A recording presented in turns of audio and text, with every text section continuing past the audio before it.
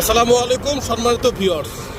আজকে এই ব্লগে যা বলবো, এই ব্লগ ছাড়া অন্য জায়গায় এই কথাটি কখনোই বলি নাই। কথাটি অনেক গুরুত্বপূর্ণ কথা, স্কিপ না করে মনোযোগ দিয়ে শুনুন। একবার বলি, 100 বার বলি, মানেটা এক। কথাটি হচ্ছে, সামনে যদি বাইক চালানোর সময় কখন লোকাল গাড়ি দেখতে পান, তাহলে সামন দিকটা দিয়ে না এসে পেছন দিকটা দিয়ে ওভারটেক করুন।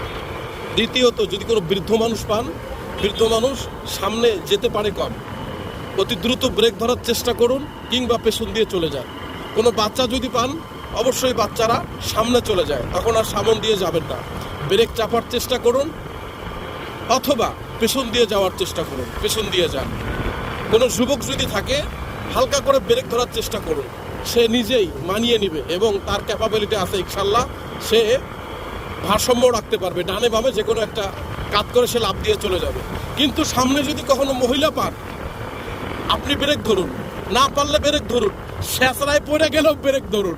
কারণ সে ডাইনে যাবে, বামে যাবে, সামনে যাবে, পিছনে যাবে, তারপরে মাথায় হাত দিবে, কানে হাত দিবে, ওরে বাবারে কয়ে আপনার গাড়ির উপরেই পড়বে। So be careful.